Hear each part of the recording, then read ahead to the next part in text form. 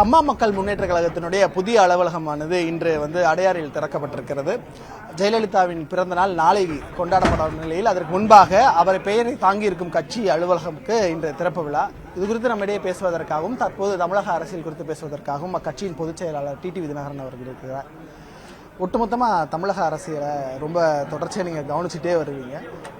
இப்போ புதிய கட்சி அலுவலகம் ஒரு பக்கம் திறந்திருக்கிறீங்க. அடுத்த கட்டமாக உங்களுடைய செயல்பாடு எப்படி இருக்கப்படுகிறது? இந்த தற்போது இருக்கக்கூடிய அரசினுடைய மதிப்பீடை எப்படி பார்க்குறீங்க? கட்சி அலுவலகம் எங்களது புதிய அலுவலகம் என்ற முதல் செயல்படும்.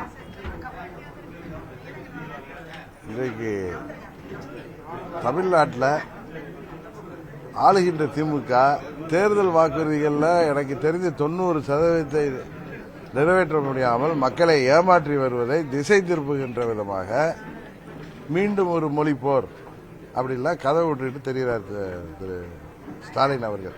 நேற்று கூட பார்த்தீங்களா, நான் தொலைக்காட்சியில் பார்த்தேன்,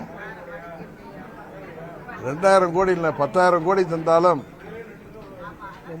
மும்மொழி கொள்கை நாங்கள் ஏற்றுக்கொள்ள மாட்டோம்னு தைரியமாக முதலமைச்சரே சொல்கிறப்ப நாம் எல்லாம் எதுக்கு அதை பற்றி பயப்படணும்? அவர் என்ன செய்கிறாருன்னு பார்ப்போம். 25 அவர் அந்த இப்போ தமிழ்நாடு அரசு பள்ளிகளில் தான் இதை கொண்டு வருவது பற்றியான அதிகாரம் தமிழ்நாடு அரசுக்கு இருக்கு. உங்களுக்கு தனியார் பள்ளிகள்லையும் சிபிஎஸ்இ பள்ளிகளையும் மும்மொழி கொள்கை நடைமுறையில் இருக்கு. மத்திய அரசு எந்த இடத்துலையும் நீங்கள் ஹிந்தியை தான் மாணவர்களுக்கு கற்பிக்கணும்னு சொல்லலைங்கிறது தமிழ்நாட்டில் உள்ள அனைவருக்கும் தெரியும். பட்டி தொட்டி வரை இன்னைக்கு ஊடகங்கள் மூலம் தெரிஞ்சு வச்சிருக்காங்க. இந்த நேரத்தில் மறுபடியும் மொழிப்போர் வரப்போகுது அப்படி இப்படின்னு மக்களை திசை திருப்புகின்ற விதமாக முதலமைச்சரும் அவங்க கட்சியை சேர்ந்தவங்களும் அவங்க கூட்டணி கட்சிகளும் தெருவுக்கு தெரு கூப்பாடு போடுறாங்க. இது பொதுமக்களுக்கு இடையூறாகும், போக்குவரத்துக்கு இடையூறாக தான் இருக்கும். இதை காவல்துறை தக்க நடவடிக்கை எடுக்கணும். இல்லைன்னா மக்களுக்கு டே டு டே லைஃப் பாதிக்கப்படும்.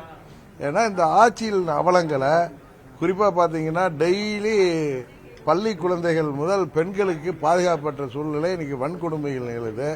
அதற்கு தடுக்க முடியாத கையாளாகாத அரசு இது. இந்த அரசு ஒரு செயல்படாத அரசா இருக்கு. முதலமைச்சர் என்ன அப்பான்னு சொல்றாங்க, அவரை தாத்தான்னு கூப்பிட வேண்டிய வயசுல அவரை அப்பான்னு கூப்பிடுறத அவர் ரொம்ப ரசிச்சுக்கிறாரு. அதை நாங்களும் பாராட்டுறோம். அதே நேரத்தில் எங்களுக்கு 10,000 கோடி வேணான்னு சொல்ற முதலமைச்சரை மக்கள் பார்த்து கொண்டு தான் இருக்காங்க. எங்களுக்கு மத்திய நிதி வேணான்னு சொல்றவரை நாளைக்கு 26 தேர்தலில் கெட் அவுட்னு மக்கள் சொல்ல போறாங்க. அதை தெரிஞ்சுக்கிட்டு தான் அவர் இல்லாத கதைகளை விட்டுட்டு இருக்காருன்னு தான் நான் நினைக்கிறேன். நீங்க கட்சி ஆரம்பிக்கும் போதே சொன்னீங்க, எல்லாரும் ஒரு அணியில திரண்டு எல்லாரையும் ஒன்றிணைக்கணுன்றதுக்கு தான் இந்த கட்சி துவங்கப்பட்டிருக்கின்றது. அதுல இன்னமும் உறுதியா இருக்கு அம்மா மக்கள் முன்னேற்ற கழகம். அதற்கான பாதைகளை தொடர்ச்சியா பயணப்பட்டு இருக்காங்களா? இன்னமும் ஸ்லீப்பர் செல் இருக்காங்களா? அம்மாவின் கொள்கைகளை லட்சியங்களை தொடர்ந்து கொண்டு செல்வதற்கும் அம்மாவின் ஆட்சியை அமைப்பதற்காக தான் இந்த இயக்கம் உருவாக்கப்பட்டது.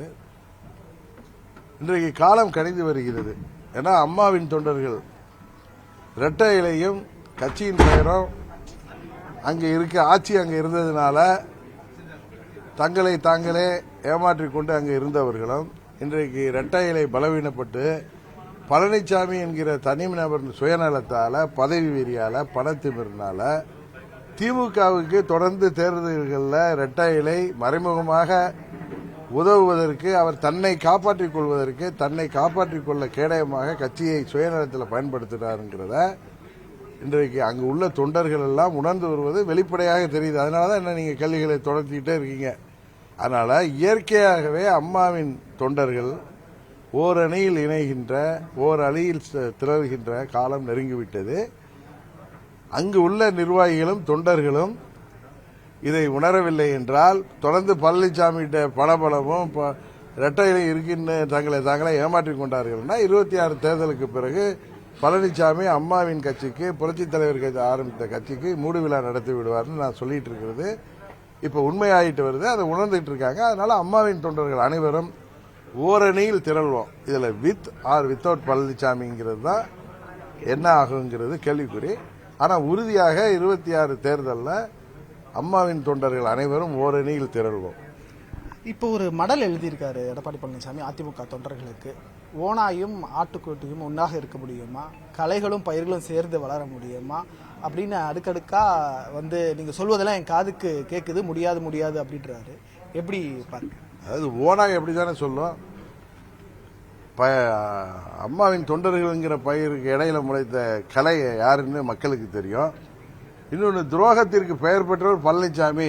தவள் பதவி வாங்கிட்டு அவர் ஆட்சி ஓட்டெடுப்பில் வெற்றி பெறுவதற்கு காரணமாக இருந்தவர்களுக்கும், தொடர்ந்து ஆட்சி நடைபெறுவதற்கு துணையாக இருந்தவர்களுக்கும், இந்த ஆட்சியை காப்பாற்றி கொடுத்தவர்களுக்கும் துரோகம் செய்து உலகமாக துரோக சாதனையாளர்னு பெயர் பெற்ற பழனிசாமி இன்றைக்கு ஆணவத்தில் ஆட்டம் போடுறாங்கிறது உலகத்துக்கே தெரியும். அதனால அவர் தெரிந்தோ தெரியாமலோ அவருக்கு எழுதி கொடுத்தவர்கள் இன்றைக்கு அவரை பற்றிய உண்மையை வெளிப்படுத்தியிருக்காங்க. நீங்க சொல்றீங்க இப்ப மீண்டும் ஒரு மொழிப்போர் வர்றதுக்கான வாய்ப்பு இருப்பதா திமுக சொல்லிட்டு இருக்காங்க, கூட்டணி கட்சிகள் பண்ணிட்டு இருக்காங்கன்னு. மத்திய அரசு நிதியை கொடுக்காம புறக்கணிக்கிறதோ இல்ல அதை இங்க இருக்க ஆளும் அரசு அப்படி ப்ரொஜெக்ட் பண்றதோ மீண்டும் அவங்களுக்கான கதல் சூழல் தானே ஆதரவா இருக்கிற மாதிரி ப்ரொஜெக்ஷன்ஸ் இருக்கு. நீங்க ப்ரொஜெக்ட் பண்ணுவாங்க. நீங்க எப்பயுமே ஒரு பொய்யான ஒரு ப்ரொஜெக்ஷன் இன்னைக்கும் மக்கள் ஒன்றும் ஏமாளிகள் இல்லை. இப்ப 2019 பழனிசாமி மேல இருந்த கோபத்தினால திமுக கூட்டணிக்கு வெற்றி. 21 அதே நிலை தான்.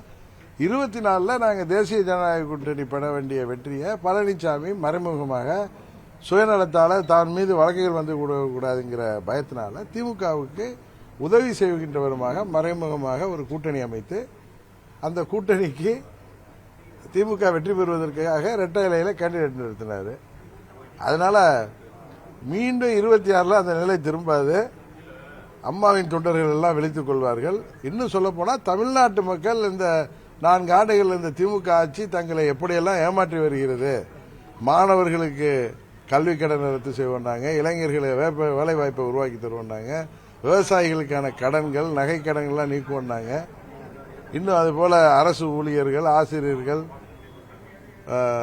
போன்றவர்கள் அனைவருமே இன்னைக்கு போராடி வருகிறாங்க. மாற்றுத்திறனாளிகள் உட்பட முதலமைச்சர் எதிர்க்கட்சி தலைவராக பழனிசாமி ஆட்சியில் என்னென்னலாம் நாங்கள் ஆட்சிக்கு வந்த பிறகு செய்வோம்னு சொன்னாரோ எதையும் செய்யாமல் ஏமாற்றி வருகிறார். இன்றைக்கு மக்களை திசை திருப்புகின்ற விதமாக இந்த மீண்டும் மொழி போருங்கிற கதை விட்டுட்டு இருக்காருன்னு எல்லாருக்கும் தெரியும். அதனால உறுதியாக அவர் முறியடிக்கப்படுவார். மிக்க நன்றி. அம்மா மக்கள் முன்னேற்ற கழக பொதுச்செயலாளர் டிடிவி தினகரன் பல்வேறு கருத்துக்களை நம்மளோடு பகிர்ந்திருக்கிறார். ஒளிப்பதிவாளர் பாண்டியனுடன் நியூஸ் 18 தமிழ்நாடு செய்திகளுக்காக சுபாஷ் பிரபு.